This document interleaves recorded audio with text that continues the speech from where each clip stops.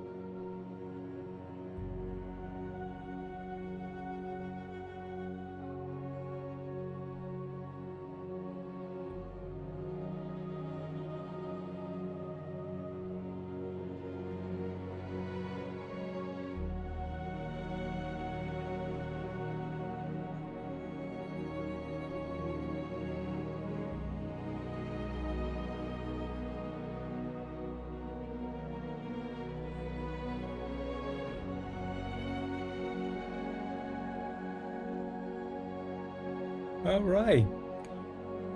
Good morning, good afternoon, good evening, wherever you are. Welcome to the stream.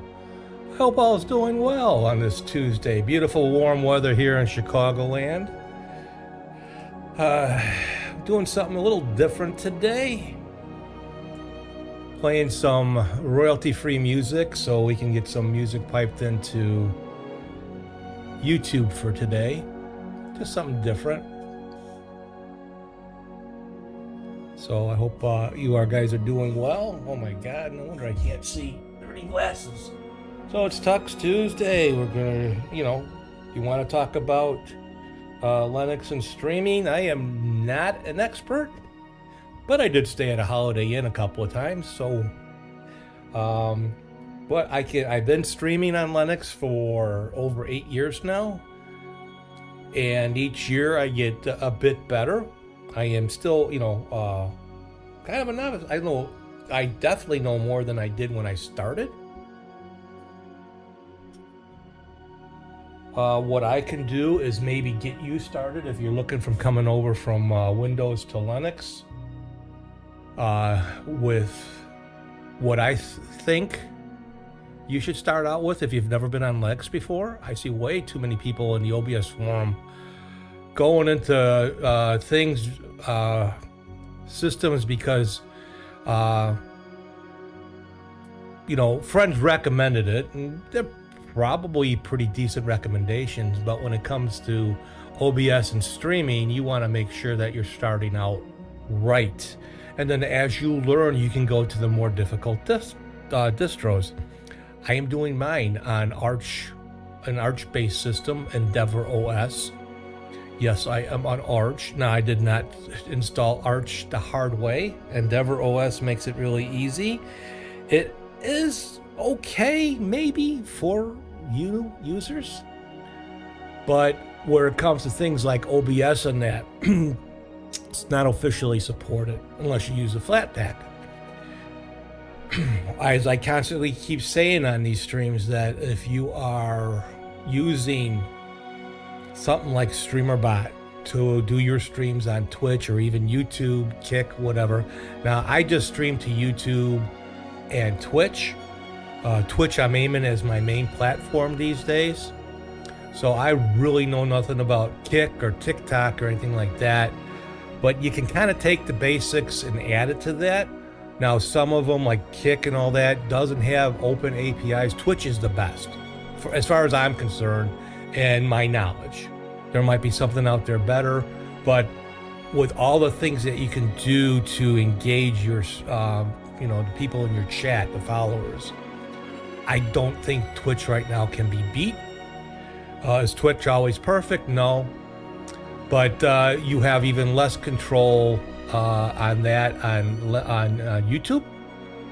and I think even less when it comes to Kick and some of the others in that. If you want to learn those platforms, you're going to have to do that on your own. I can only recommend YouTube and Twitch because I've used them the longest in that. I multi-stream. I'm not about the triple stream, a quadruple stream, or anything like that. I think that's kind of a waste. You can grow your audience, but now you have different platforms. I still have a bunch of people that follow me on YouTube, but will not come over to Twitch for whatever reason. Can't argue with them, but you know, all I know, for me as a streamer, Twitch does quite a bit, and you can have a lot of fun and a lot of engagement being on a Twitch platform. So what does that mean to Linux? Well, the same stuff will work on Linux. I have StreamerBot running in what is called bottles. It's basically an easy setup for another program on Linux called Wine. And Wine is, it doesn't stand for, I think, a Windows emulator, but it puts applications in a Windows type environment, so they run. A lot of things don't work. Voice control on StreamerBot doesn't work. StreamerBot on Windows, it works because it's built with it using the voice platform in Windows. Linux really doesn't have one. You have to build one. I built a system using Vosk where I can do voice commands, if you like that. SpeakerBot doesn't work. Some have got it to work, but again, SpeakerBot uses SAPI 5. You'd have to try to install SAPI 5 into your bottles or your wine, and I found a replacement for that. A VTuber, she built a drop-in replacement that works. It doesn't have all the bells and whistles that maybe SpeakerBot does, but now you can have TTS on your stream. No, you cannot do custom AI voices. It doesn't have a hookup for that. So if you're used to using that, Linux might not be for you, no matter what you think about Windows. The challenges, it's the challenges. And coming over, I definitely suggest starting out in what is called an Ubuntu based system, whether that's Ubuntu itself, Kubuntu, Xubuntu, Linux Mint, Zorin, any of those Ubuntu based, because then you can install OBS through what is called a PPA. It's a link to their place to download and install the full version of OBS. Never really install it from the package manager of your distribution, because it's only going to be an older version and it's not going to be fully updated. The Flatpak is a different story, but then the Flatpak, if you're used to using a lot of plugins, like I use over 30 plugins, there's only 15 of those plugins that are built for a Flatpak. Now, there are kind of a ways around it. Do they work? I tried it on EndeavourOS because I get my plugins not from OBS.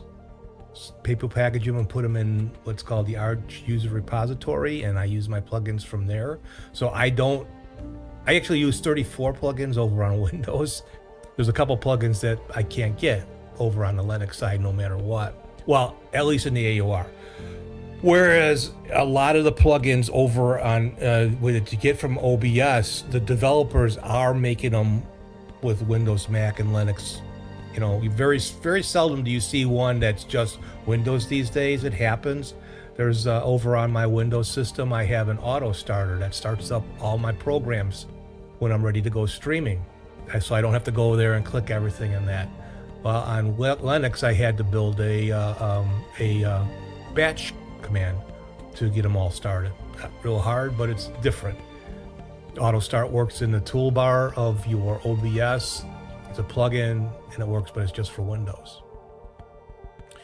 But a lot of them are built for Ubuntu based systems. So when certain developers, like Exceldro has been doing more, Finite Singularity has a few where the plugins are built as a flat pack, so they get put in the right spot, but not all of them do, and not all of them can you get manually. But I was able to do, I think there were 4 plugins missing and using the flat pack on from using the flat pack on my EndeavourOS system. And 2 of them I probably could have done without, but 2 of them I do need. One of them being the tuna player that you see right now playing music. You know, it grabs the album art and all that. Does not work. There's no flat pack for it, and trying to get it installed for the system, you know, it's not going to work.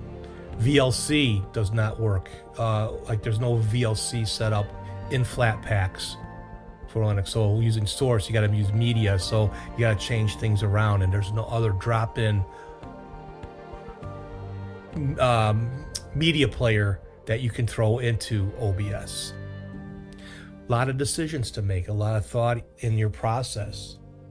You know, I see so many go over to CachyOS, which is everybody's going there because it's, you know, it's said it's a gaming setup, you know, or, you know, it's Arch based, kind of like EndeavourOS. They have a bunch of different kernels and things like that that you can throw in there. I thought about using it, but no, I wanted to go with something that is simpler for me. Endeavour installs pretty much what they would call vanilla, just basically what you need, but it's got a lot of tools in there that work really well, and that. But I could have never I could have never have started out in an Arch-based system before. But an Ubuntu base is going to give you the closest to a Windows-like experience that you'll get. Then we add issues like custom docks. So in Linux, we have windowing systems X11 and Wayland. X11's old, Wayland is new. Wayland's more secure. It's the future, but there are going to be people that are going to keep X11. Well, the difference is in Wayland, you cannot get custom browser docks. So if you are used to using on Twitch or even YouTube, and you set it up to stream and you would get the docks for that, you're not going to get that in a Wayland Linux environment. Not really OBS's fault, not the distro's fault. They use, now I don't know why and the wherefalls of why they would use it's called the Chromium Embedded Framework. It's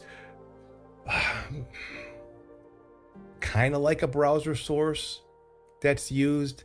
Well, Wayland is not baked into that yet. The Ceph people have not done that. They're not Linux. They're open source, part of the, you know, the Chromium net, you know, Google network probably. It's in the works, and there's updates every day. But until that fully gets you the package, you know, where you can do custom browser docks, you're not going to get it. You're just going to have to use web pages, you know, from Twitch and that to help run your stream. Now, internal browser docks, like putting a chat in your window and all that, that still works fine. The other caveat, if you use VSTs over on Windows, you do voice changes, you use voice meter doesn't work in Linux. Certain voice control systems don't work in Linux, you know, or voice changers. I had to build one using a program in Linux called Easy Effects. It's designed to create better sound, but you can also use it to distort sound. So I got a baby voice, a robot voice, and things like that. I had to do a bit of a workaround. There's a lot of workarounds that you're going to probably end up doing. You will not get what you have on Windows. If you got a pretty decent Windows system and a setup, you can come close, Not to scare you away, but you're going to come close, but it's not going to be perfect. Excuse me, the allergies are just killing me. I had a headache. I mean, I literally did nothing yesterday. I had such a headache all day from the change. It's what is it? It's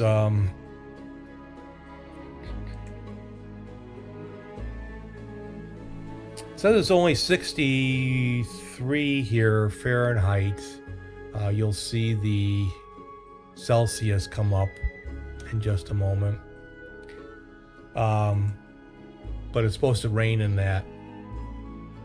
And this spring started out really bad already. If I can just get through April and into May, I think the summer months are okay, and then fall is really bad. So it's 24C here today, so that's looks like maybe this weather didn't adjust, because I think 24 is a little over 70, 72, 74. I got windows open and that, and the birds are chirping and that. So, but anyway, I digress.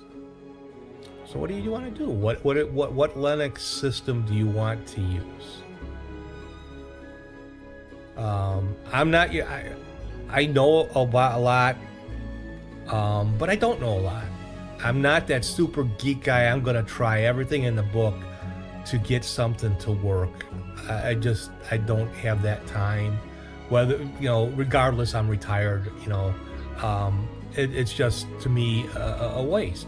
And that's what makes streaming on Windows so much easier. Now, yes, we have issues there. You're gonna have issues in Linux. There's no going around that. We're figuring out first, I just came over. I know nothing about this. And then expecting the OBS forum people, which, I gotta say, majority of the time, they're extremely helpful. But all they ask is pretty much be specific on your problems, and don't expect them to hold your hand. Because you have to remember, these people are volunteers. OBS is a free and open source. They're not a company. No, they get donations in that, but none of these guys in the forum or gals are paid. And when you are mean to them, that is pretty shitty. If you can't follow directions, that's pretty shitty.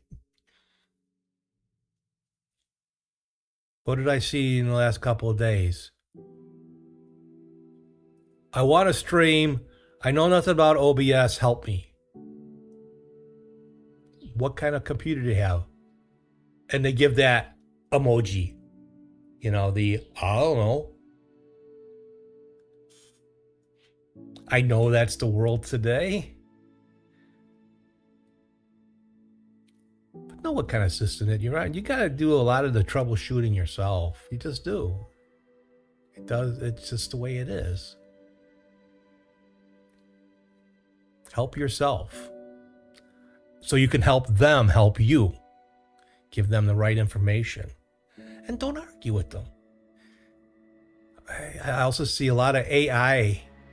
I use Gemini. I've used ChatGPT. I've built stuff with it. This music player is kind of built, and I just actually updated it today because the album art wasn't always updating. Because sometimes it takes a bit for Tuna to grab the album art. So basically, I just refreshed. I wasn't sure how to do it. This is what I need to do. But if you're looking for it to totally tell you what you need to do and all that, it could be wrong, especially if you're using the free version. Take it as it is. It's a starting point. But don't tell the people that are in the forum that you are, that you think the AI is better. These are people that have been doing stuff in OBS for years. These names have been there since I joined the forum, I don't know how many years ago, right? And they're volunteers, and they love OBS. That's why they're doing it. They want to help. But don't be stupid. I know a lot of times it's a language barrier thing. They do it in English, so get a translator and, try to translate the best you can. And I mean, you can use Google Translate or whatever. Put the question in your language, copy it, post it in Discord. They post an answer, you copy it, you put it in your translator.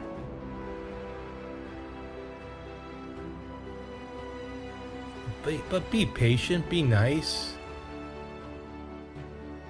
Again, they're not paid and they don't do private calls and things like that. And I may have digressed a little bit, but it was something that was on my mind because I look to see if I have issues, or if I can fix issues myself, if I have issues that come up. I see what suggestions they make, and sometimes I run across a suggestion for a plugin,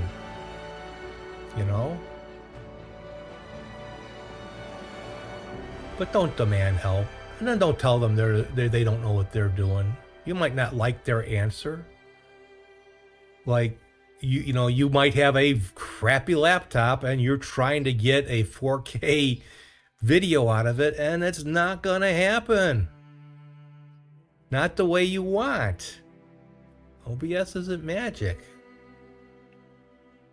Your system has a lot to do with what you're able to do. So know your system.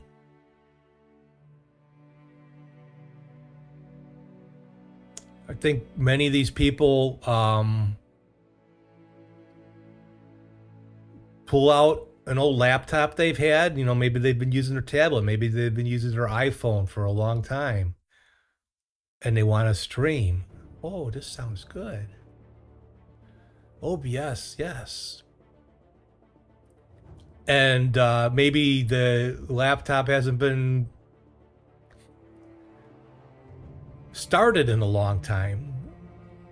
We see some old versions when they post the logs. Oh. Some 3, 4, 5 years old that haven't been updated. And the newer OBS won't work on those. You have to update them. How do you know what system you have? Look at the laptop. Look, you might have a desktop computer, but unless you bought it from Walmart or something like that, you'll know what it is. Most laptops will have the name at the bottom or the side, And look up those. I have HP 8460. I have an HP 8440. I had an HP 6550. An HP 9470. Get the serial number off of it. Usually you can get the serial number off of it unless someone scraped it all off. Look it up. At least you'll be closer to your stats and what you have on that system than you ever had before.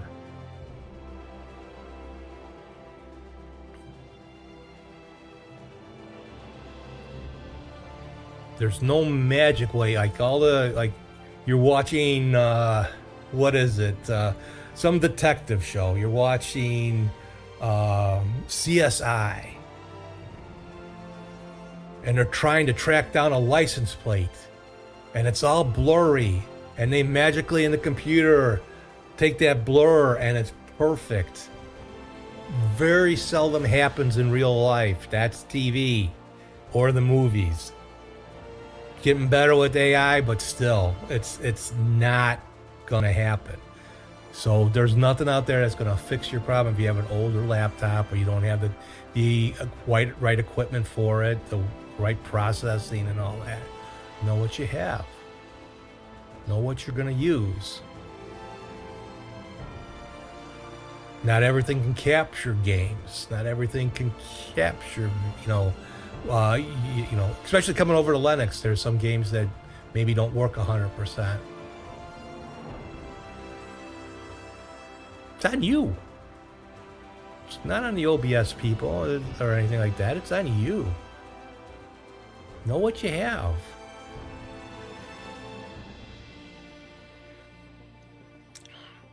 Grab your beverage of choice, sit down with your laptop, learn about it, figure out what you want to do. Can you, and then once you kind of got an idea, then you can go and ask your questions. and you're in the forum, and they send a, they trigger a bot that triggers a command that triggers, what you should do. Here's how you need to do. Here's are these 5 steps to create a log, so they can look at it and see what your problem is. Now the analyzer, a lot of times if you do the analyzer, it'll say stuff, but it's a very basic analyzer.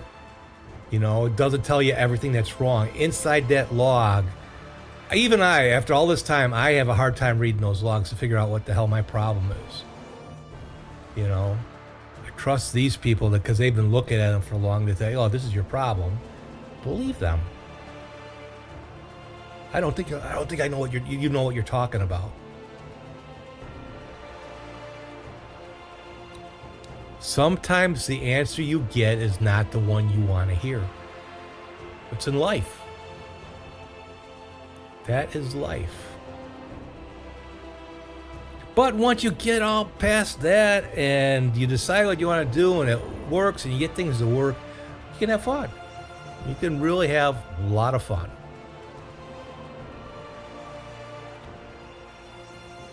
Personally, for me, I don't care about the recording aspect. I like I said, I multi-stream to Twitch and YouTube, so YouTube stream actually gets turned into a video, and it's there. Now, whether the quality is 100% in that, sometimes I think the quality looks pretty good, and I just have a basic setup. I do nothing special with my codexes or the setup in that. It's what basically that is set up in OBS. But I do know that if I'm looking at my left monitor, I have a different monitor on my right. It's a different design. It's HP, but it's a different design. It looks different. Oh, the color's not right. This ain't right.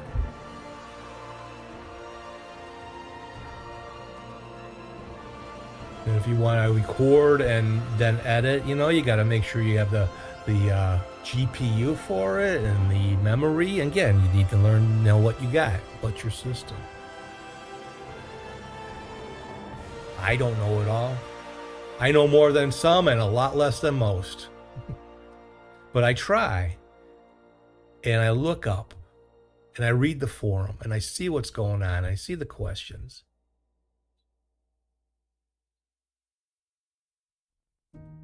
But that's just my 2 cents. Take it as you may. Do what you want with it. Throw it out. Turn the channel. Whatever. But it's on you. Not anybody else. Not the distro that you pick and all that. You're going to get people say, oh, yeah, this is the best distro. Oh, you don't want to use Katie. You don't want to use GNOME. Oh, my God, they're horrible. Use Sway or, there's hundreds of desktops. You can go crazy. Unless you're and even if you're a big power user. Let's look at Linus Tech Tips. Let's look at Linus. This big geek guy that knows networking and all this shit. And unless he's screwing around, twice he's tried to go to Linux. First time he screwed it up really bad. Second time, he was realizing it was more user error, But here's this big tech guy. Does all this stuff. Can't figure out Linux desktop? I don't know. Is it that different if he can't do it? But then you got big streamers like PewDiePie coming over to Linux, using Linux Mint, and I forget what archbase. He tried something. I haven't followed him. I don't follow him, and I haven't seen any updates of what he's done. But our big streamers like Epos Vox, Eddie. He's been tired of some of the crap with Windows and recording and stuff like that, so he's been looking more and more at Linux. Those are the people you kind of want to follow and see what's going on, because they're the ones that are doing it. I've gone back and forth. In my early days of streaming, I was just very basic. You wouldn't get scroll bar, though I might put an RS feeder up with, you know, like news, and we can look at it. I was able to get my chat in there, but basically I captured the YouTube chat. Man, I mean, it was so raw and so basic. And I thought, well, you know, I was doing some of it on a laptop, or I had an older desktop. Unless you have, I don't know, my son's got an Omen 15 with a 350 at least NVIDIA RTX card in there, i9 processor. What has he got? 64 gigs of memory in there. He can do a lot. He did, you know, like Maya and a lot of those things because he was doing that for school. If you got that laptop or a laptop like that, you're fine. If you see a great price for a laptop on QVC, QVC had, you know, they sell a lot of HP stuff.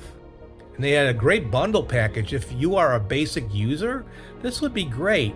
But for, what was it, for $400, close to $500, you can get a laptop and a printer. And the laptop runs Windows 11. Now they kept touting Copilot and all the AI in it. But you know what? That laptop had 4 gigs of memory.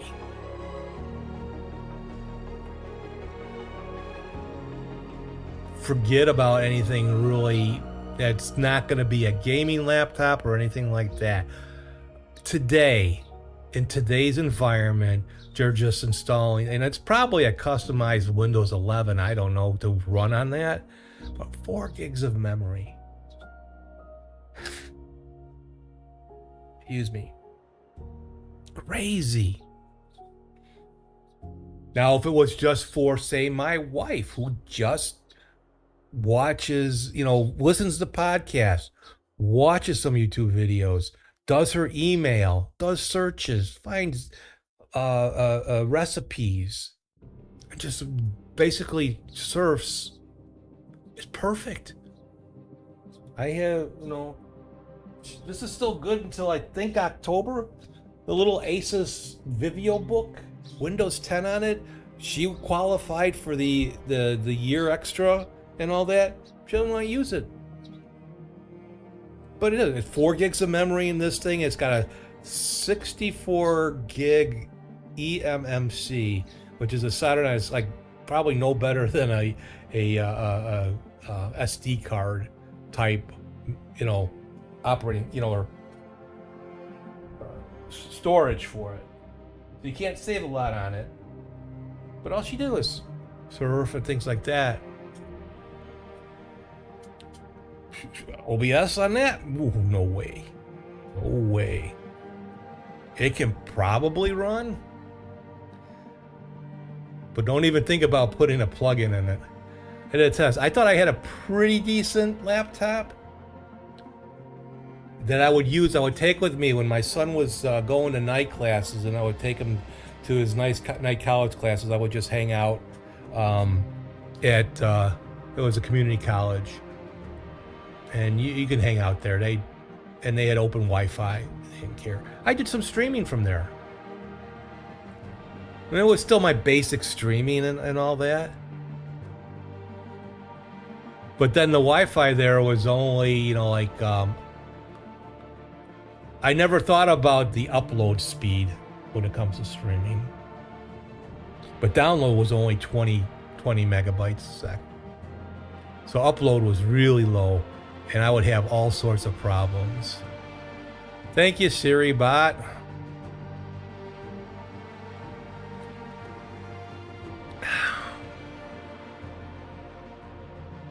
Siri bot banned someone trying to post shit.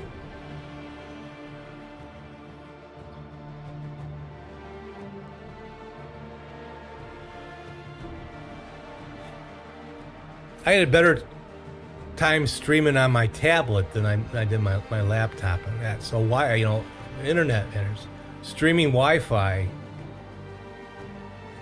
unless you have a good router and, you know, good speed. Now, my service is Xfinity, Comcast. Download speeds have always been great, and they keep raising it, but upload speed was always a bitch. We, at one point, at the most, had 20 megabyte a second upload, which is enough for one stream, you know, like to Twitch.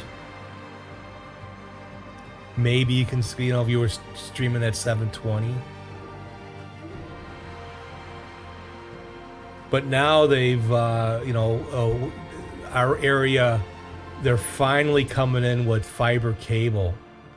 And they did the outskirts and the main lanes. Now they're coming into neighborhoods and setting it up. So Xfinity has a lot, you know, these services are offering, you know, minimum 500 gig of 500 megabytes upload download to 2 gigs upload download, and of course your price point goes up. But then again, you're only as fast as the server and that you connect to and such. But you have less to deal with as far as upload speeds, unless they're doing some blocking and that. But Xfinity now, my upload speed went from 12. We used to have 20, and then we redid our packaging and they reduced our internet, but we still are over 500 megabytes download. So downloading stuff is no problem. But upload was around 12. And I can only stream to YouTube or Twitch, not both. And then I started one day. I did I'll do every couple of weeks a speed test. All of a sudden, my upload speed was up to 65. On average, is about 50, depending on the time of day that we're streaming. And I'm like, I can multi-stream, woohoo! But Comcast is worried because of these fiber coming in and that. So, streaming Wi-Fi, if that's all you got, you don't have, you know, a hard line like this. I probably would have to get a USB adapter. So this laptop pretty much had 2 USB ports and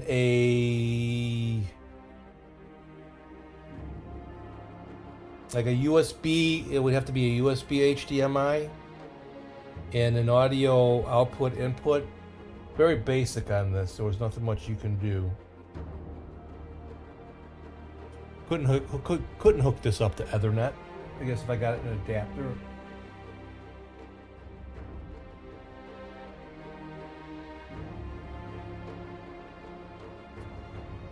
So decisions. Lots of decisions. Lots of decisions.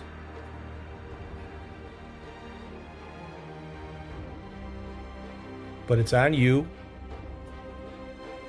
And it's on you to know your system. And I realize there are a lot of people out there that have special needs, that may be on an autism spectrum, or they might have ADHD, or they might have some kind of OCD that, yes, this has got to work this way and that's it, or else I'll flip out kind of thing. And not to be mean or, you know, belittle them or anything like that. That's, you know, or learning disorder, you know. Again, the forum, they're not paid. They don't always have the time to take care of you and that. But you can find places.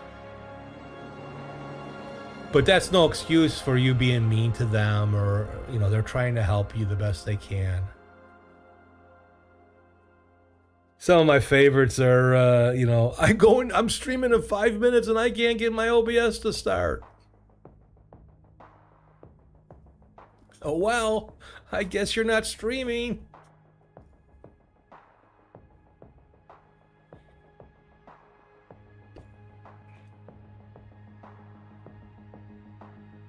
Talked about, you know, differences in Windows and Linux on your, you know, how you want to stream. You know, I am definitely not the person. Like I said, I've mentioned this many, many times. I'm not a gamer. I would have my son's Wii U hooked up and would play games. I have hand issues. I had carpal tunnel surgery, and I still don't have full function of my right hand, so holding the controller is not. So I play a web. I play OpenGuesser. I like that. But I couldn't tell you how to stream and game at the same time. You know, I would not have suggested that. There's other people out there that know much more than I do in that aspect. But basic streaming, you want to do this kind of stuff. You want to chat. You know, what are you going to use for if you want people to join you on your stream? You know, a lot of people these days are using Discord, and they're you know, they got multi-monitors, so they're able to capture the Discord screen. I know not everybody can afford monitors.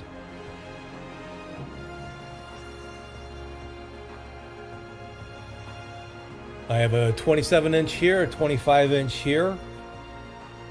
This one in the middle, I built that out of a laptop. My son had a, you know, before we bought him the Omen, he had a Asus Republica Gamer, a G73.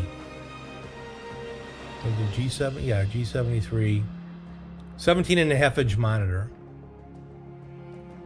Computer went to crap, but the monitor still worked. So I found a controller for it on eBay, on Amazon, and a power supply for it. So I took the plenty of help on YouTube. Pretty much, I'm sure pretty much almost every laptop you can remove the monitor out of it. Not all of them, but many of them. So there's a lot of help out there to show you how to do that. And then you order a controller, I'm forgetting now, but an LVDS controller, which is for the screen. You gotta have the right screen. And then I built a frame. If you look at it, it doesn't look too bad. If you were up close and looked at it, you'd go, Steve, you built like shit. But it's functional and it works for me. And now I got a slim monitor in the middle. My wife's like, what is this, Star Trek Enterprise? And then I use a laptop to monitor my stream. So it's monitoring, on the left is Twitch, on the right is YouTube. You can't see the whole screen, but I can see if things mess up. I can see if there's an alert on here, if the stream's going bad. But I was given a lot of laptops and that by my brother-in-law when he got out of his computer business.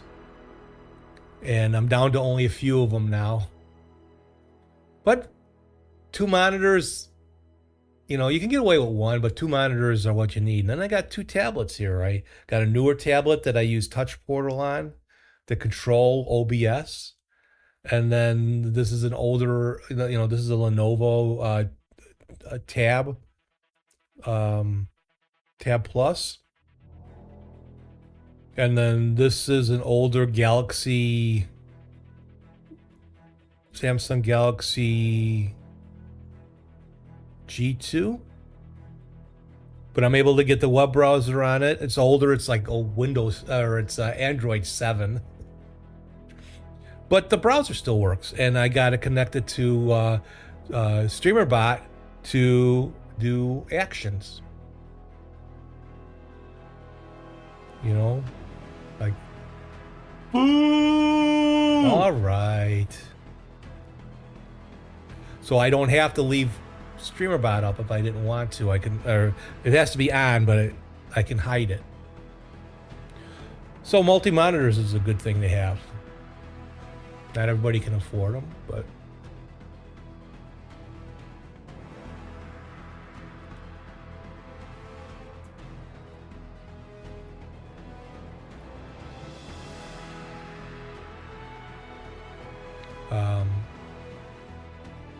and these are things that I've built up over the years. Purchased when I could.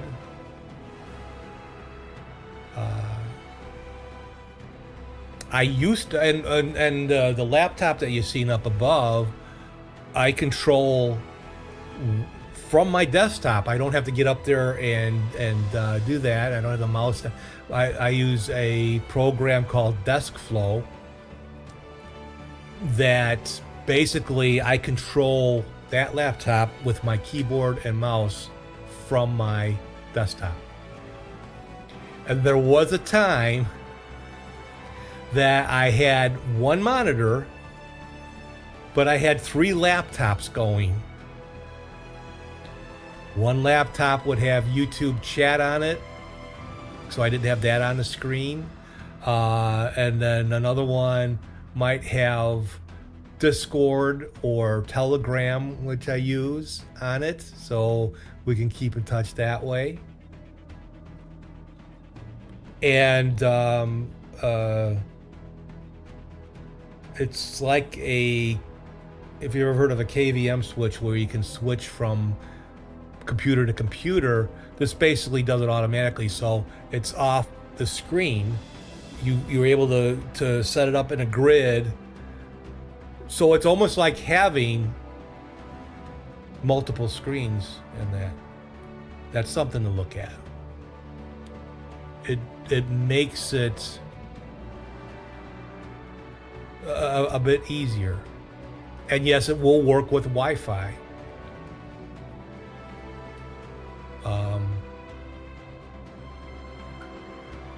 Using one. There can be only one. Using the tablets. Again, this is like, in Android, there's Touch Portal and then Stream Control.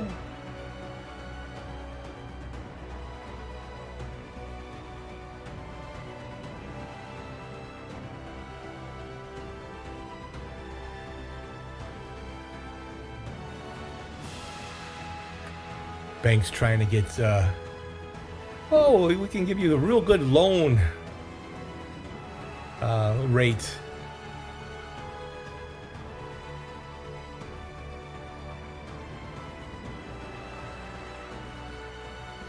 If you're relatively new to streaming or a younger streamer, and I don't mean that in age wise, and here I am, I'm 69 years old, believe it or not.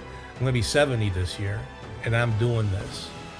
And I remember setting my father-in-law up for his computer.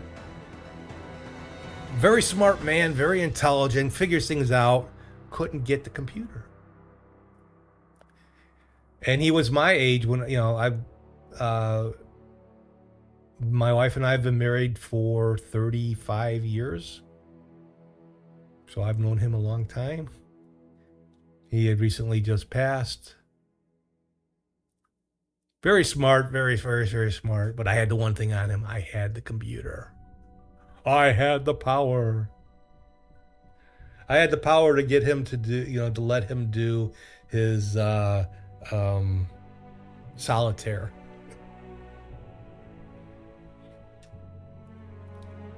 So I knew him when he was in his, when I met him, it was in his later 50s. And then their other daughter gave them a computer, and at the time it was Windows 98. That's how far back we go. And getting him to use it. Steve, I can't figure this stuff out. But man, the guy with new finances, and he remembered stats and all that. Not everybody's for a computer. Not everybody has that mind. I'm all self-taught. I've been learning for years. I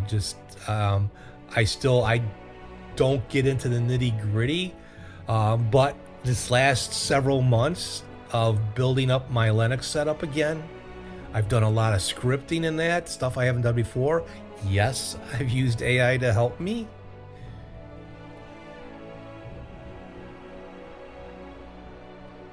But it's a process, Not everybody's like me. My wife, a very smart woman, and I love her to death. But I'll be talking, and I'll try to do it in simple terms, and I know I lost her when she's got this look on her face, just like her father. She's at work, so I'm safe right now. She doesn't watch me. And, wow, you know, she just can't get it, or then she tries to explain it back to me in her terms, and I'm like thinking, you know, it's like that. If you ever watched Benny Hill, and there's one skit that they do when they're across the world and they're talking by satellite, and the feed goes off and the first question is missed. So they finally answer. So when they start answering questions, the second question or the third, you know, is the second question is different, but they're answering the first question, but the second question makes the answer sound like it's dirty, you know? It's like this, like, slight miss, and that's, what happens. It's just, they don't get it. So I try to do my best and try to remain patient with that. I mean, she finally got the VCR, which I had to throw out. But not everybody, you know, my brother-in-law sold me a IBM 186 back in 1989. And I've gone on from there, and then, you know, these days I just want to be able to get on a computer and do stuff like this and talk to people and have them join my chat and have fun.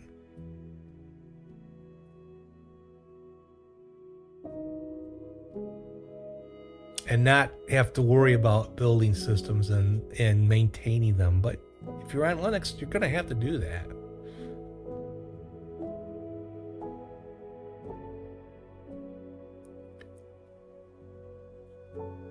It's a challenge. It can be hard. But everything's not copacetic on Windows either. We have all sorts of issues in that. Big, I'll say it big. He's big. He's big to me. DJ on Twitch, DJ506, is all of a sudden having problems. I mean, he's a lot more elaborate than me when it comes to some of his setups and that. And all of a sudden, an update. I think it may be the latest, and I have not updated my Windows to the newest driver yet, and I probably won't, because it seems like everybody's having problems.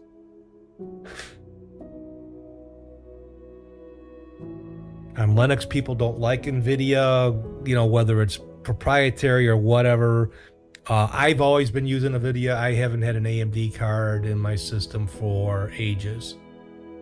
And I finally got me a 4060, so I can do some stuff that unfortunately I can't do on Linux. Like the NVIDIA AR. The stuff where in OBS you can, like, using Exeldro's Move plugin, where I can have something come up and follow my facial, you know, my eyes or whatever I have it on. Can't do that in Linux with the NVIDIA RTX card. Trying to get, there's a version out there, it's called the NVIDIA Marine SDK, which is built for Linux.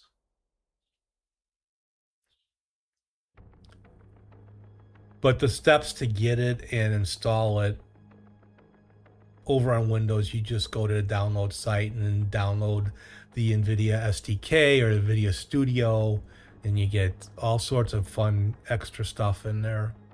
Their drivers have been and it happens.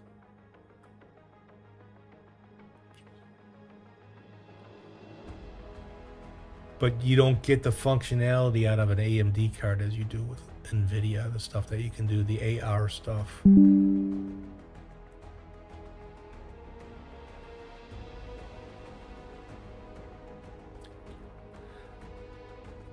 Okay, ads are going to be starting.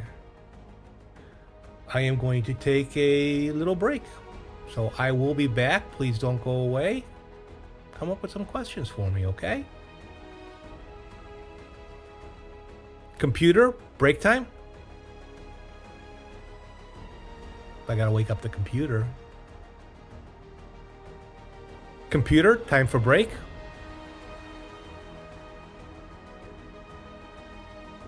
Is my audio working? Computer, gameplay? See, that worked. Gameplay activated, boss. Enjoy GeoGuessr. Well, we're not playing GeoGuessr, but... Computer, break time? Oh, well. We'll be back. I'll get that. See what's going on. Yes, let's run it.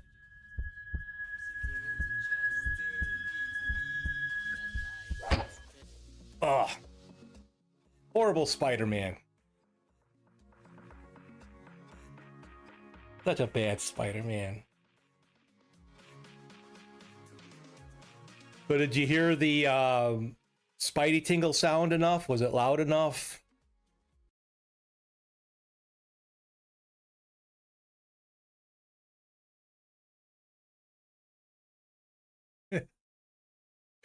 Oh, I'm amused by my own craziness.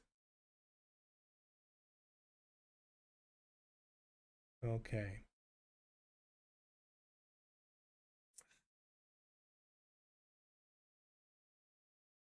That can turn into a good.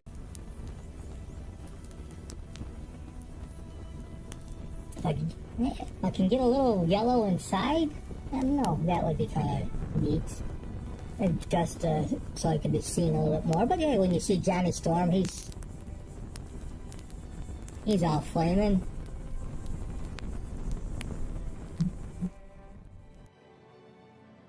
And let's see. I'll run another clip on this. I'm just going to run it on. Do this. So I can make a clip.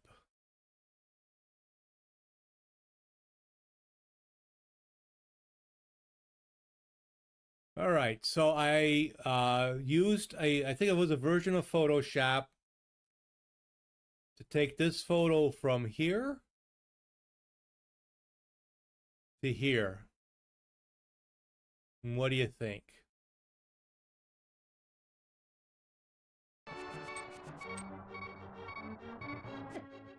Oh, come on. Oh. All right, one more round, and then I'm going to call it a night.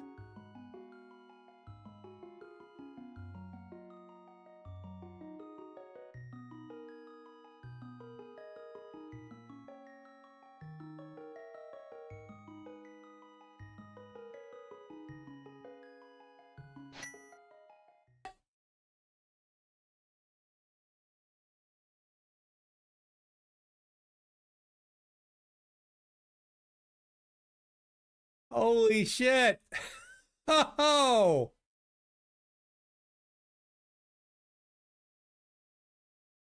Blue buses are usually in big cities in Russia, you believe?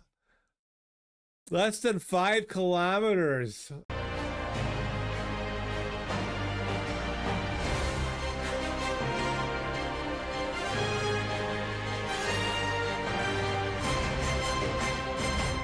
Breaking news, this just in. Cubicle Nate, longtime OpenSUSE addicted Linux user, is going back to Windows. News at 10.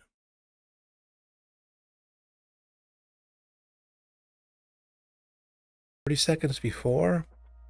So we're going to do this. We're going to start.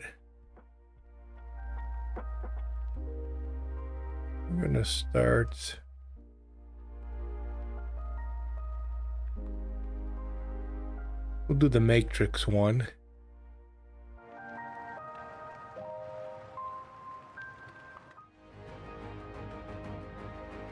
Here is the main view, boss.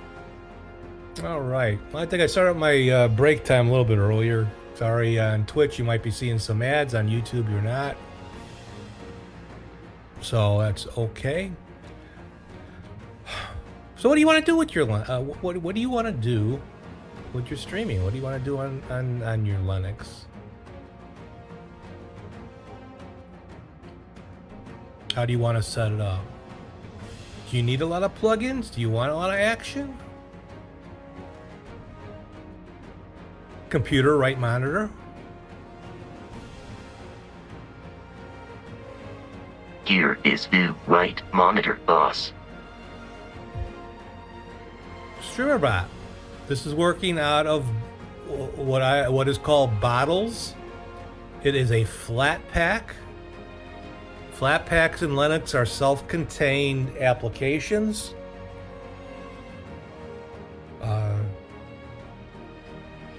You'll see more and more of them. They're more updated than what is called the native packaging over on Linux, depending on your distribution and that. I use a lot of flat packs.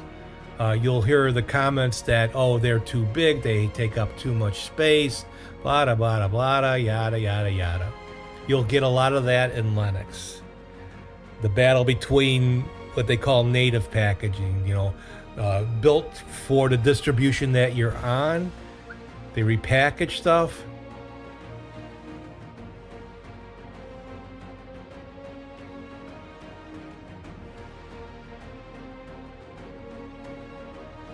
Who just called me and left me a voicemail? Don't they know I'm streaming?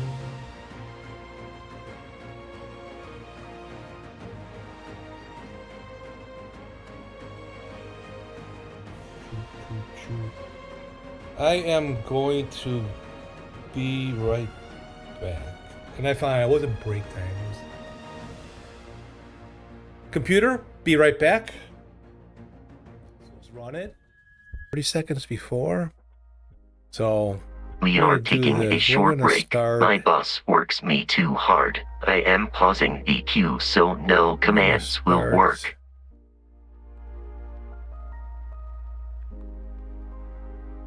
We'll do the Matrix one.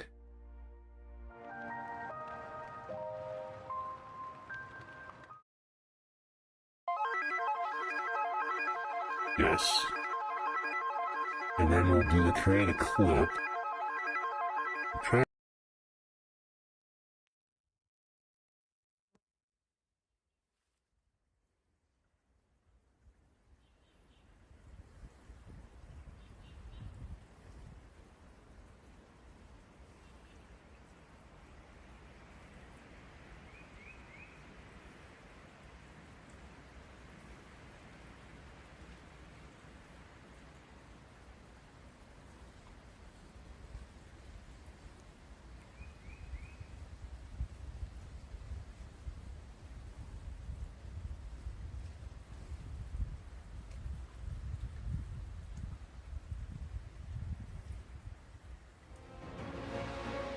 Okay, sorry about that. Here and is again, the right monitor, boss.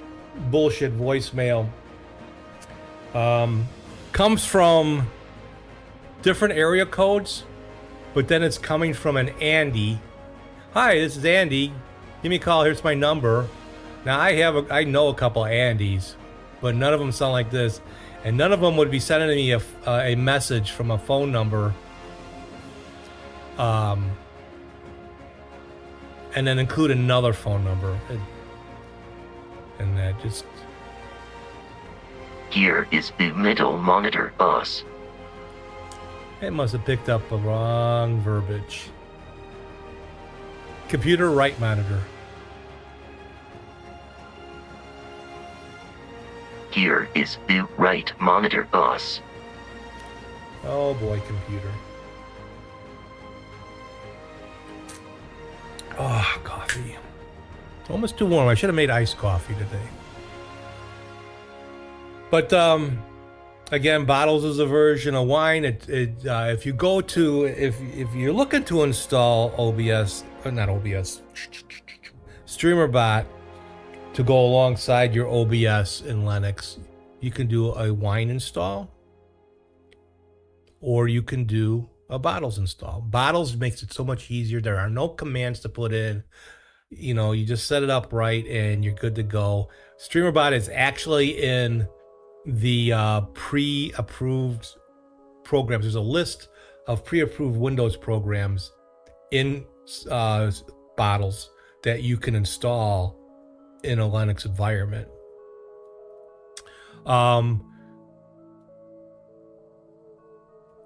I have it basically running in a Windows 7 environment, because that way you can get, let's see, let me just show you an example. Do I have,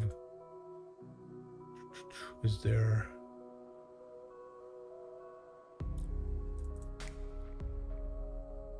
this code, this C# code window, used to be a problem opening up in Linux. In like, it uses WebView 2, which is basically the Edge browser, even if it's installed in your setup. But you should use, at least for me, and the suggestion was to use a Windows 7 environment for your Windows install of StreamerBot. And if you do C# code, you can now do that in Linux. And then the other is going back to the middle monitor. This is actually, this chat window is from StreamerBot. It's that chat window that opens up over on Windows, which opens up now and works really well. If you don't have, if you're not able to get the WebView 2 to work in that, there's also a backup. You can use the web, it basically that's the web page for the chat, but connects StreamerBot to Twitch and YouTube or whatever your preferred platforms are, and you can do, add your stream, your chats together so you can read them. Again, what doesn't work? You do not see voice control in here.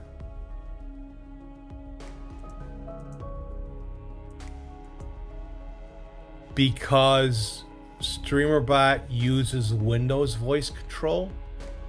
My voice control is built from Vosk, which is open source, which is works on Windows, Linux, and Mac. So if you're on a Mac, you don't have voice control like this for your OBS. And using OBS command, that's how I'm able to change window, scenes without having to press a button.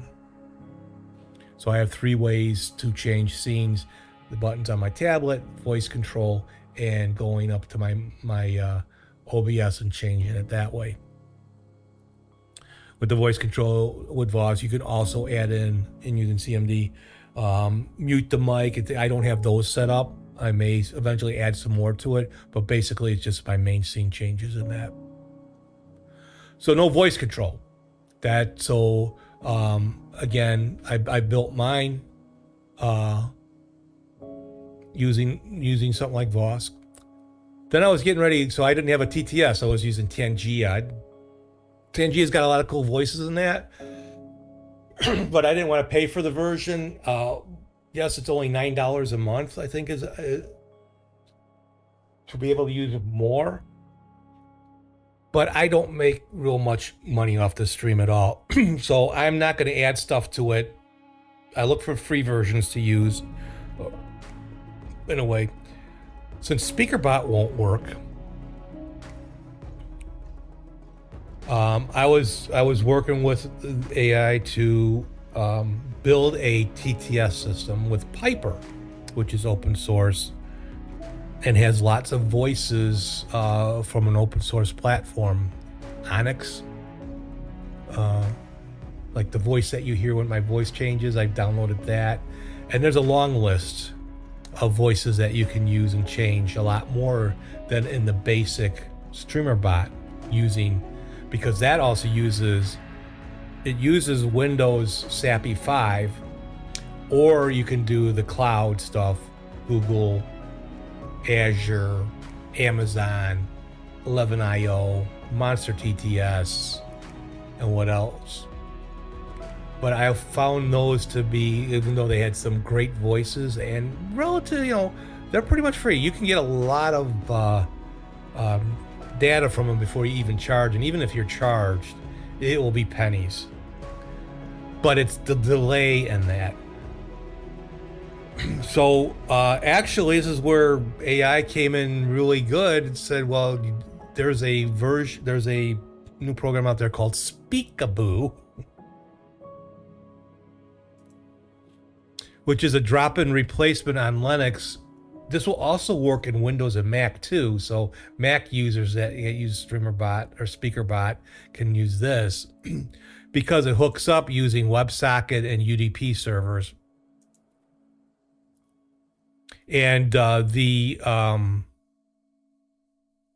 voice profile I downloaded has all these voices, you know, these different brands. Not a lot, maybe in some of them, but they'll read in the language that you choose.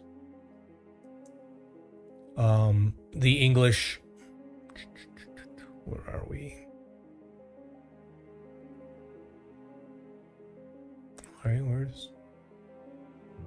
Oh, right here. There's English Great Britain. So I use Alan as my TTS, and I got a couple of these others in there. They actually sound pretty good. And then these are English versions for US English versions. And most of these profiles are pretty small. The largest being, if it's a more high quality, about 150 megabytes, but it's all local. It's on your system. It's not going to a cloud. So if you're kind of like privacy conscious in that, might work at Speakaboo. Doesn't filter out emojis. Doesn't have a lot. It just basically hooks up to StreamerBot in the same format that you just use the SpeakerBot formats. So what I have to do differently for like it's called voice reply. So basically my voice command is also triggering a script to the Speakaboo to then go through using UDP those voices that I set up and use Speak UDP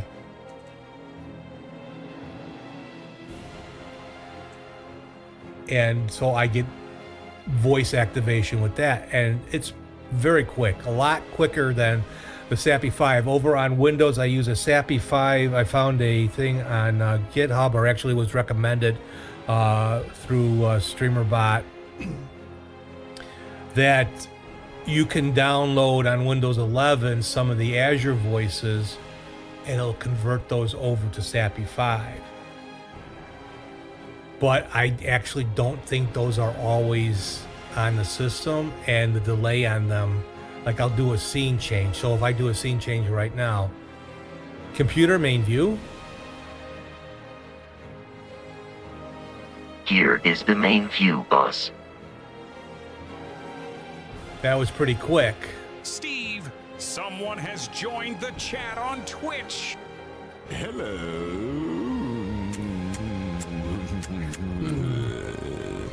Hello, Han CCT. How are you, my friend? You're on fire. What's up, broski? I've just been chatting here for an hour by myself. No one loves me anymore. Talking about Linux shit. You just got home from a walk with your dog? Very good. How's the weather by you? We're having some really nice spring weather this week. It's supposed to bring a lot of rain. We had some storms last night. But Speakaboo works really well with this setup because in Linux you're not going to be able to use SpeakerBot.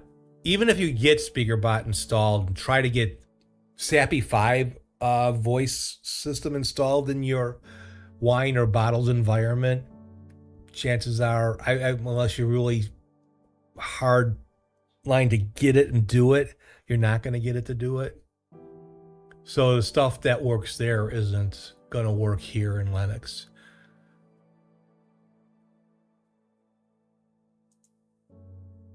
foggy over here, so the humidity in the air is quite high right now. Yeah, we're at 24C. You'll see that come up. Someone asked me, why do you have the Celsius temperature? And I'm like, well, that's for my European friends. Yeah, we're at 24C in Chicagoland. So that's what, around 70, 72, 74. Yeah, a lot more humid. But it's nice out. I should be outside instead of doing this, but that's okay. This is my thing. So otherwise, everything going good for you? Take a break from Linux for a minute. Let's do a shout out.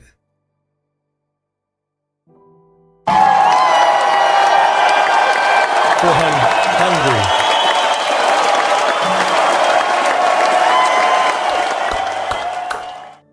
No more Viktor Orban. Did that reach over to your end, you know? I know a lot of the hardliner right-wingers throughout Europe were hoping Orban would win again, but that's good. That means that it can happen here.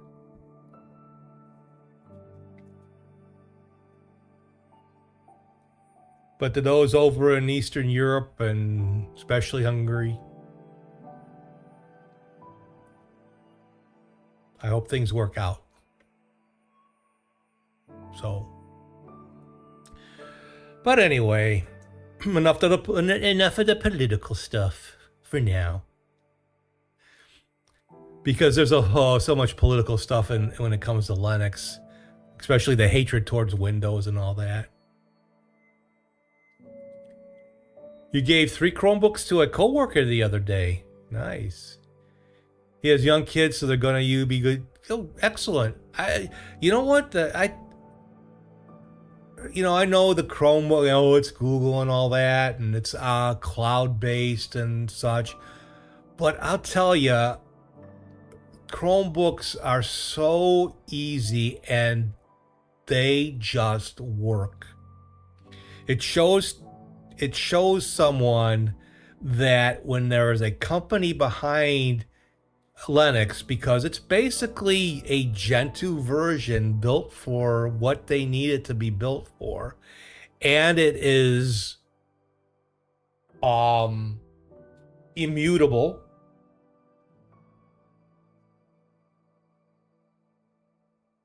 But things just work. You plug it in and it works. You plug in Bluetooth or you plug in a webcam and it just works. It just doesn't, even if you get the more powerful ones with Linux, that where you can, do a Linux subsystem on it, like you'll never get OBS to work in that.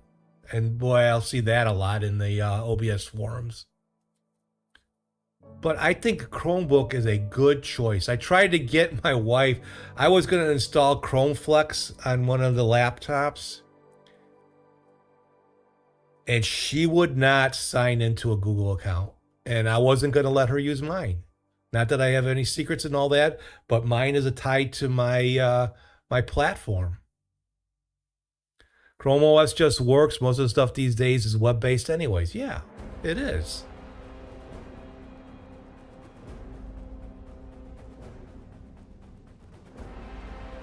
But for media consumption and email and that,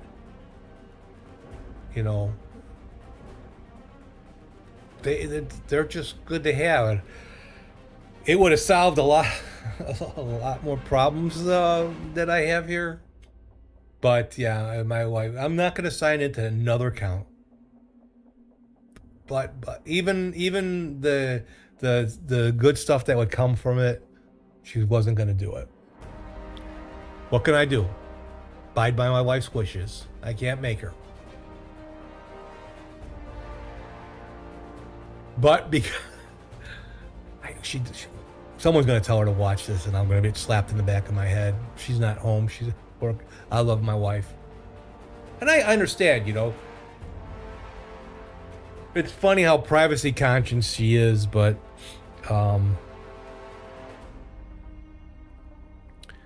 in about 6 months she'll probably come up and I will probably somewhere. Happy wife, happy life. Exactly. She'll go, you know, I was thinking about Chromebooks, and I'll just look at her, you know. But I have her on EndeavourOS.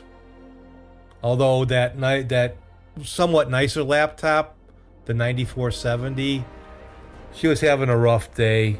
It's been a rough couple of weeks. Her father passed away, so we've been dealing with that. And she was making something for Easter and put the laptop in the wrong spot, and it fell to the floor, and it broke the monitor. And I'm sure I can find a replacement. I started looking up replacement monitors, and they're in the $40 range, which is cheaper than a new laptop. But, you know, at that point, and it's a 8-year-old laptop,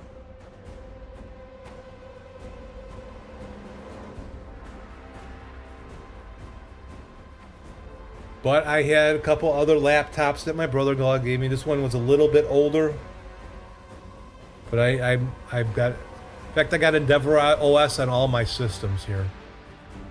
And then on the desktop, it's EndeavourOS, and then I have Windows.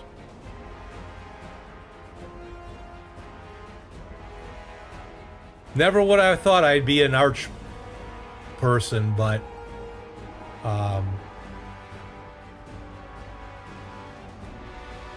I didn't want something like CachyOS where, you know, you can do a lot of customization with that. Oh, I do. I gave her so I have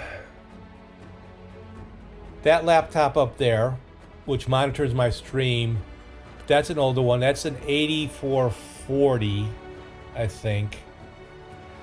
Then I have 2 laptops down, you know, or I had another laptop up here that I used, 8460. And I had given her a 9470, which had 16 gigs of memory, a little bit of a quicker, i7 4-core, which was perfect for her. Very slim, thin line, but that's the one that got knocked down in that. So now she's got one of the heavy laptops. And I forget the model. Maybe did I give her the 8460? I don't remember. Yeah, the 84. But it's got a shitty, plain language, it's got a shitty Wi-Fi card in it.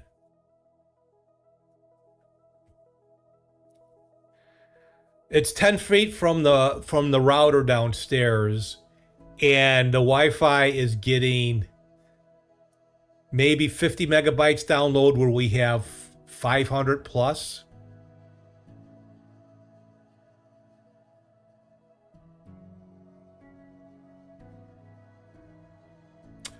I tried that.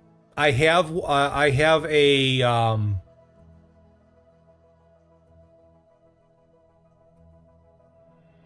it's a Wi-Fi. It's an antenna. I was getting good Wi-Fi with, or better. It increased to like 70 megabytes download. But for whatever reason, I couldn't get Bluetooth because we use her Bluetooth to connect to, so she can listen to our podcast, to our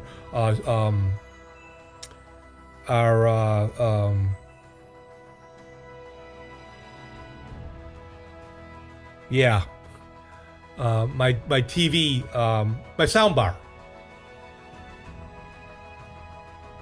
And Wi-Fi breaks up like crazy.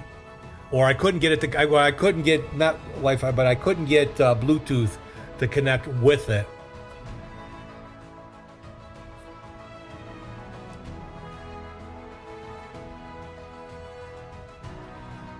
And I can easily get a new another smaller Ethernet hub and hook her up to Ethernet, but then she takes the laptop. We have a little computer room for her I built, and she likes to take the laptop out. Of course, the laptop also has a shitty battery, so the first thing I'm gonna get is a new battery for her, because most of my laptops stay plugged in all the time. These are pretty old. Even getting a newer battery doesn't mean that it's going to be longer. But if it'll last a couple hours, that would be great, because then she could do her recipes or stuff, move the laptop with her. I want to get her a nicer one, but she's really adamant about not spending more money. But her birthday's going to be coming up this year, so... I tried to get her to move to a tablet. I tried to get her to check out my tablet, which would be perfect for her. No, I gotta have a keyboard. I could get you a keyboard. No, I gotta have no. Honey, if you see this, I'm just being funny. I love you to death, but it's challenging. So, happy wife, happy life. What she wants. All I can do is put that in her brain and hope that it's.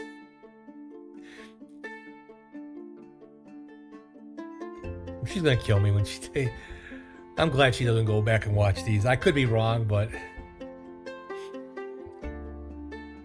And then no family, friends, that I know. None of my family and friends, relatives, none of them watch me. None of them give a shit.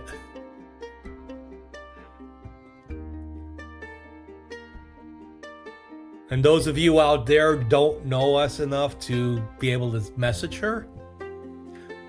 So,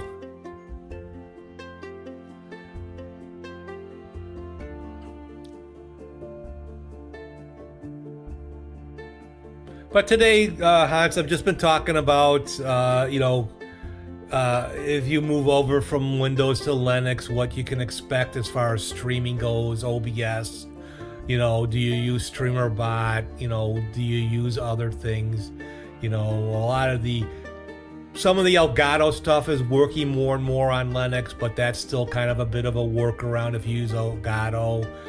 The Touch Portal on Linux is a app image, and it works.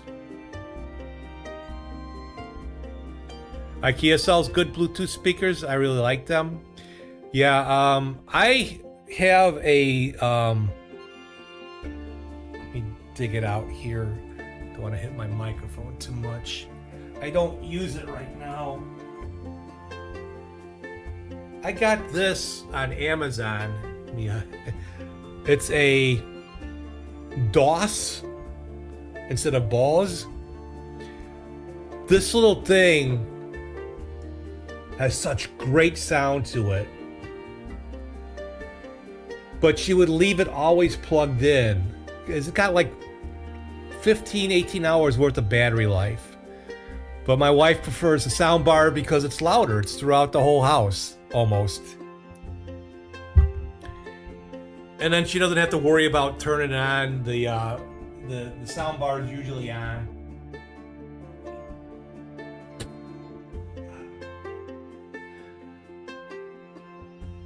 But I should hook that up to my desktop, but then it doesn't stay on if you're not listening to anything, it'll turn off. I'm thinking about getting a small TV soundbar for this. Like Walmart has them for, God, $60, I think. Because I right now have this real crappy, it's called Vautnut or Vautentut. I just needed one and it was cheap. But it sounds cheap. I mostly use Bluetooth when I'm on here. My son uses, he will, I don't know, he should use this at times the way he listens to stuff, and it's like, we constantly got to tell him to turn down the audio.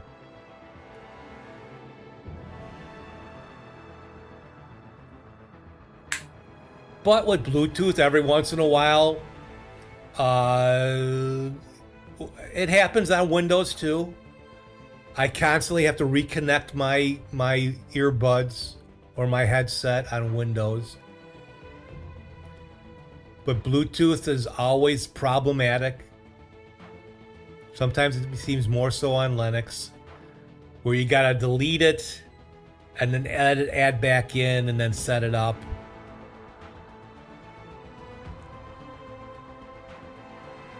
What can you do?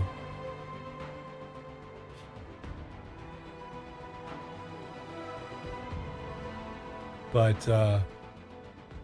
that's a, kind of just talking about the things that one would need if they were coming over from Windows to Linux and streaming. Again, I know nothing about gaming and setting up your game and all that. I'm not the person for that.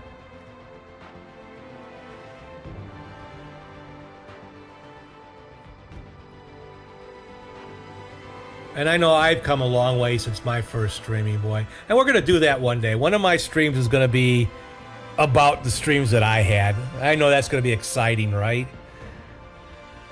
But what I would be showing is the changes. And, how each year I improved.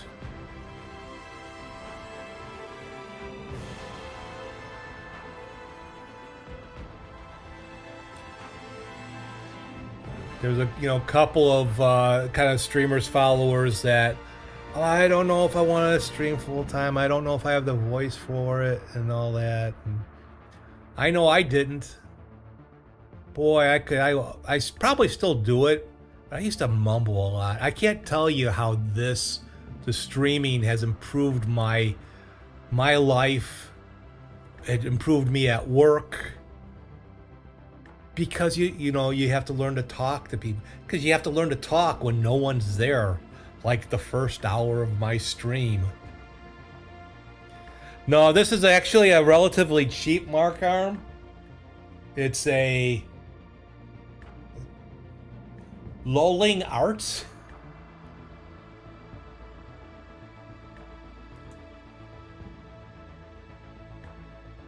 I should get a better arm.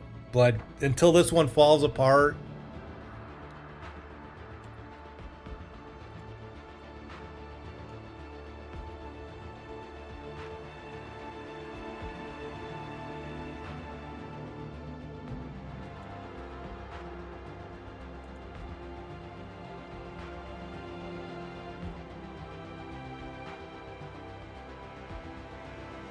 computer right monitor. So I think this Here definitely is the right monitor, boss. This is one of the newer ones. Let's see.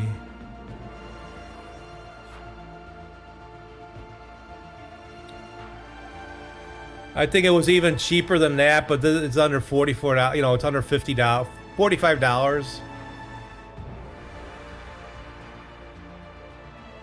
It looks expensive. Everything looks different on, when you can't really see it. It's easy to move. It's not, if I bump it, I knocked out my microphone. This one came out much more than what I had in it. Let's see if,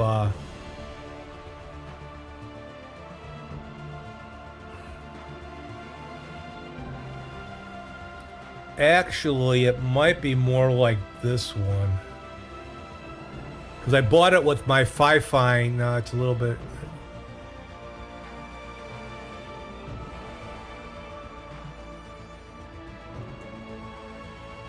Yeah, this looks kind of... They changed this a little bit. But this is pretty close to what I have.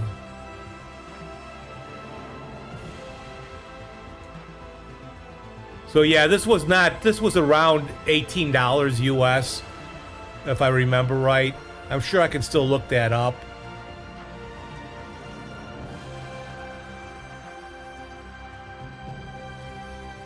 But I had bought a Fi-Fi microphone. And this microphone is like God, 6 years old now? To USB mic?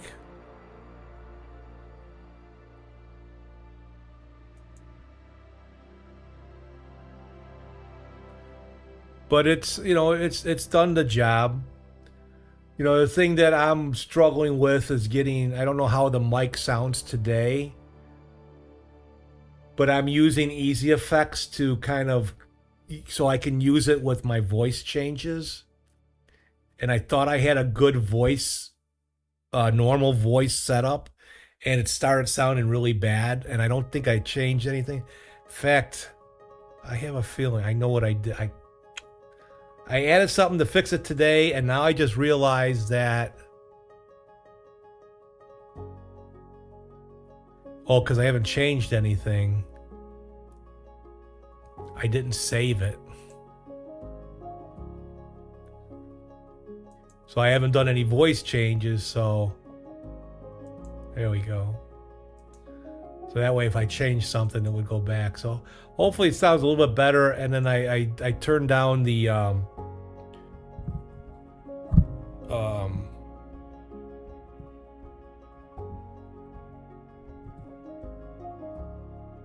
sound on it.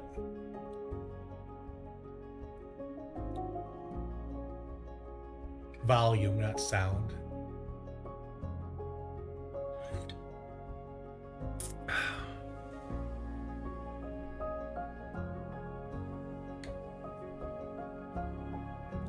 I could still use the stuff in OBS, but then I wouldn't be able. I would. Well,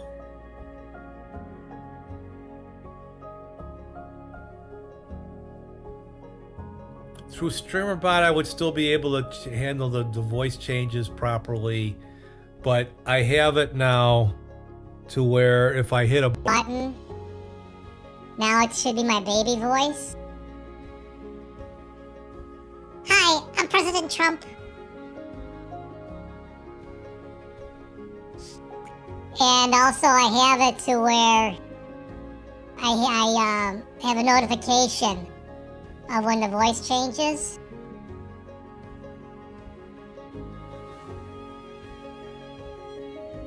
You know, it's, you know, the hacker voice has come up. Because I couldn't tell with the buttons if they were being activated right. And then going back to normal.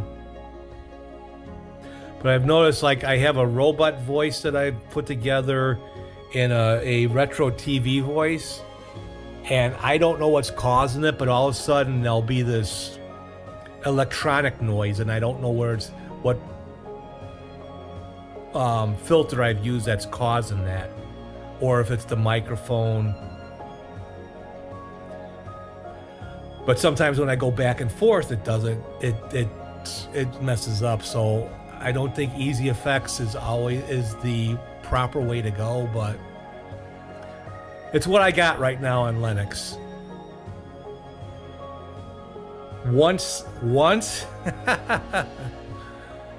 Once they fix Ceph, or Ceph adds Wayland to it, so OBS works right with custom docks and that, I'll be able to go back to VSTs on Linux. Or I move to X11 and move to everything that's kind of being degraded and old. I've been suggested to use X-Wayland, but X-Wayland just sucks. It does with OBS. I tried it before. It makes more issues. So, but these are things that I've come up with.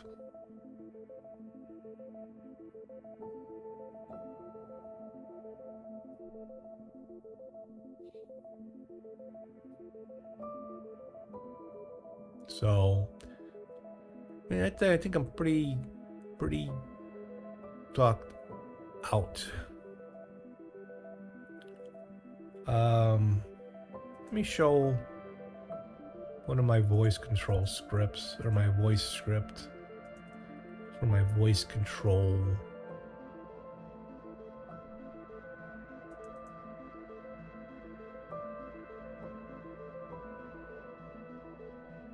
Computer right monitor. gear is due right monitor boss. So this is the script I use for my voice control. It's important. It uses sound device, JSON file time. I'm not sure about all this, but it's from Vosk and Caldi Recognizer. So that's what recognizes your voice. And I use the, you can download a model. There's like small, medium, and large. This one uses up the least resources. This is very low in resources. I was trying another version of a voice control setup. What was I using? I forget. Easy Speak.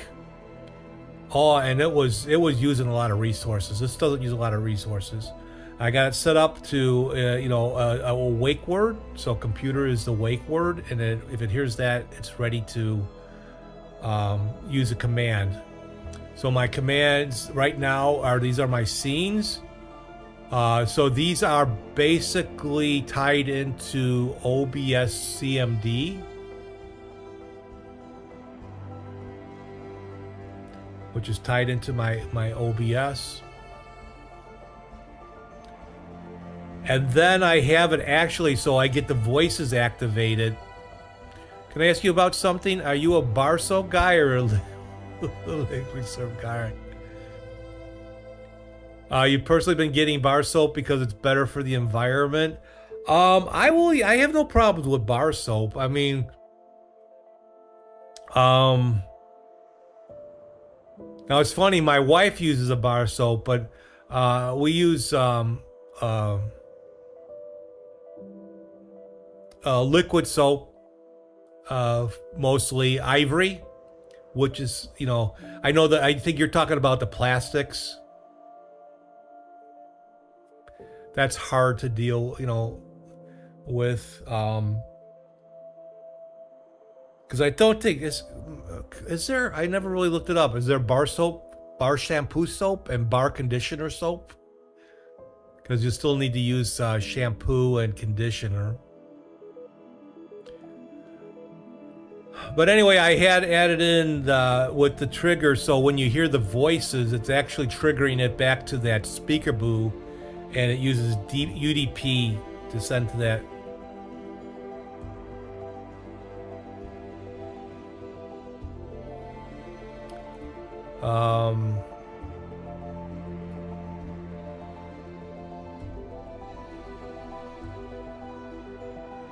So right now I have it set up, for like scene and switching.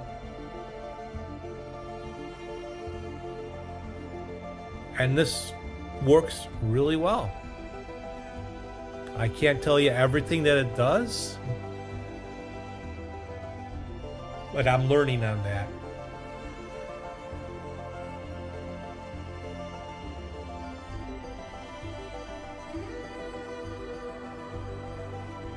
So eventually I'll add to mute my mic. I don't have it for every scene. I don't need it to change every scene.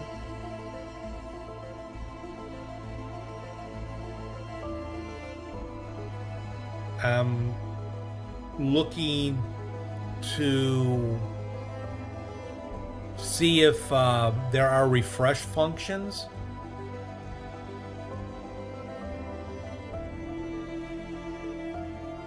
You can get shampoo bar soap and conditioner bar soap, but most bar soaps actually can be used as shampoo. The specific shampoo bar soap ones are the ones mostly for marketing. Yeah, but a lot of times, here, let's get into the world of soap.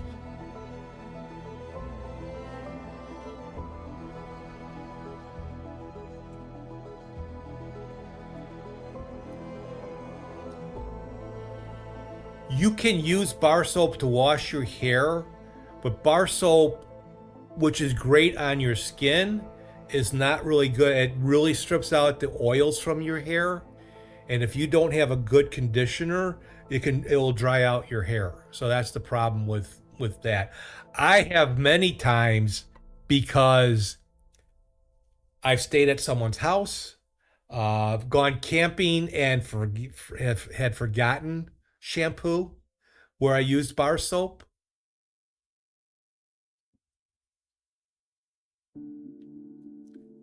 And it just leaves my hair so bad.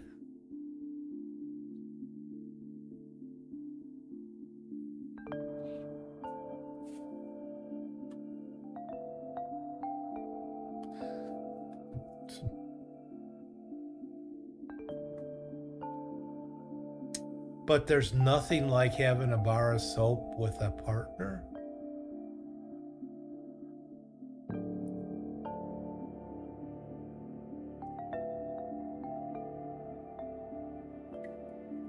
And I'll just leave it at that.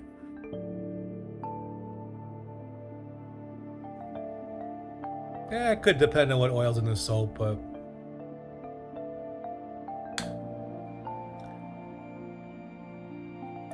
we have moved now from Linux to Hygienics. Hi, I use Hygienics Linux. It's the clean OS. You personally use olive oil bar soap on your hair?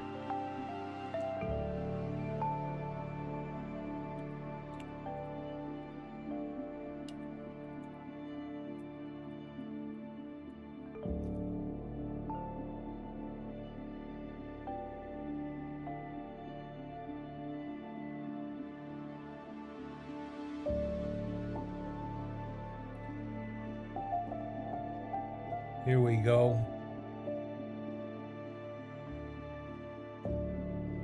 Kish, kish. Most sheath brands use palm oil. Yeah. Here's a rice water shampoo and conditioner bar.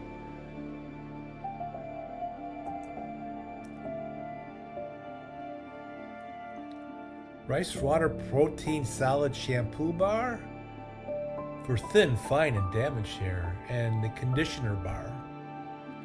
Then from Kitsch. Feel lucky? No.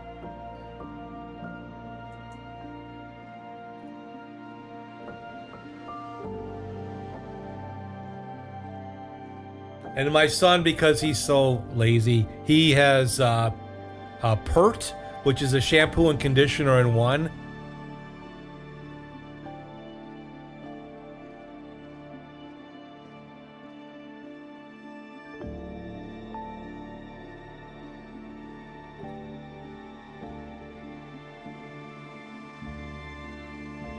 But this might be better because, you know, maybe I can, you know, like, especially when the pump goes out, and they do this on purpose, right? So your shampoo bottle, let's say this is a shampoo bottle, right? And the pump, here's the bottom, but the pump bottom may come up to here. So make it look like you're, you know, or that you're out of shampoo, but you gotta take the pump off and then try to get the shampoo to come out at the bottom, you know, or out of, you know. So I would save on that for sure.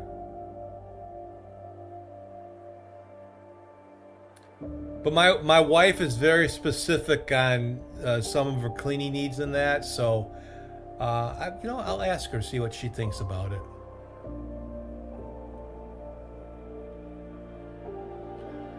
But I still go back to showering with a partner and having a bar of soap.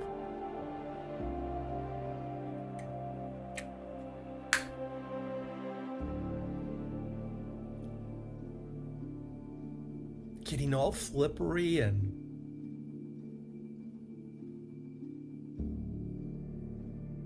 Hey, there's my son.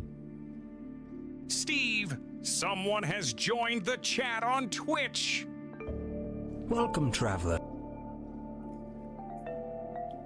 Nova Chata, how are you, traveler? Just don't drop it.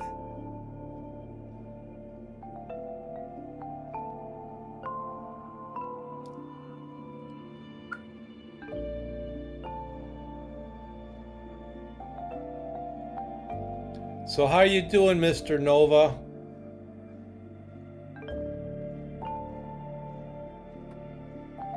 But what if you have prison rules at your house? I see. I was, and it was on. Was it on Facebook? I'm surprised.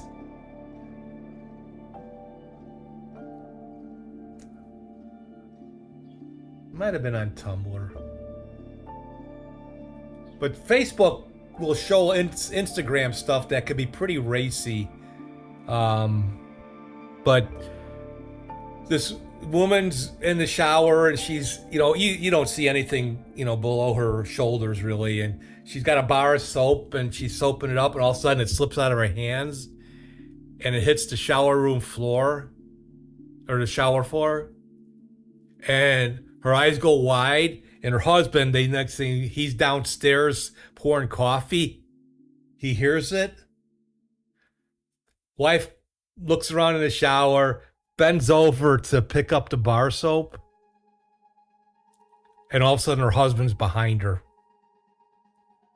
Kind of racy, I know, but you finished up some work. Wife took Spock to the vet. Poor guy had a tooth. Aw. On Saturday now he has an ear infection. Ah, poor little guy. Poor little guy.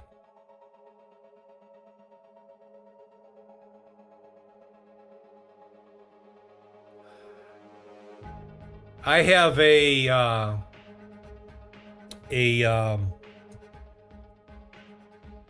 kind of an impacted wisdom. I have I had my wisdom teeth pulled out.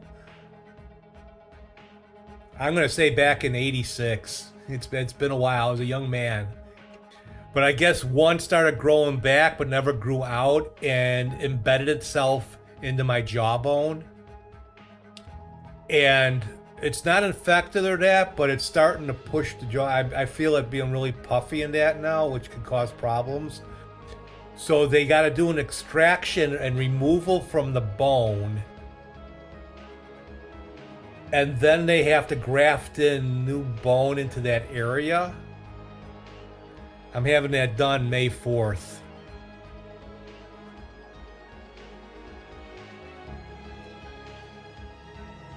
I could leave it, but...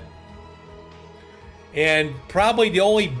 It's not that it's bad insurance, but dental is... Even if you are working and you have insurance... but being retired and being on Medicare, I'm covered up to about, I could get $1,350 worth of stuff done on my mouth a year. But anything after that is 100% payable by me. And this is supposed to cost like $1,700 at least for them to do that, because they got to knock me out because it's near a nerve. So they can't just use local anesthetic. No, it doesn't sound like fun. So I don't know if I'll be streaming for a while. It'll probably be all puffed out.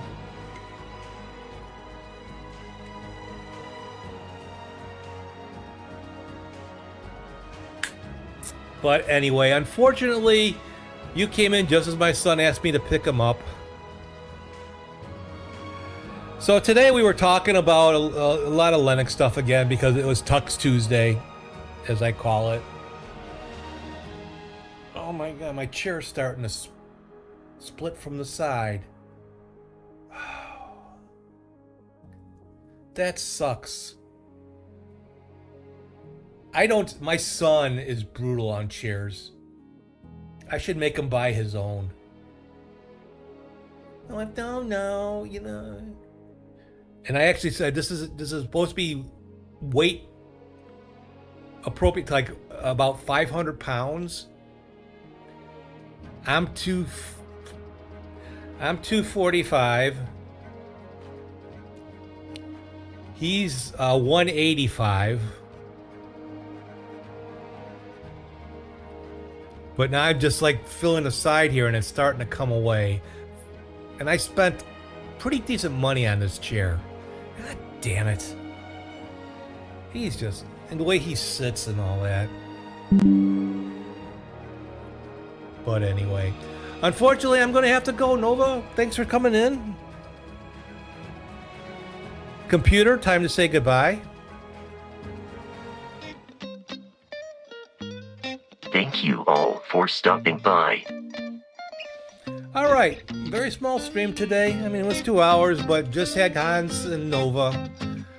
So I'll be on tomorrow. I'm not sure if I'll be on in the afternoon or the evening, my time. So take a look. And then Thursday will be GeoGuess Thursday. Thursday Without Borders. Someone has joined the chat on Twitch. Well, thank you for responding, JVB. Appreciate it. But sorry you missed it in that. If you shoot me some questions. I could not always be the best in Linux, but I can help you, maybe. So if you're interested in Linux and streaming, give me a shout out. With that, I'll take care of you guys. Have yourself a good day, good evening, or good morning, wherever you are.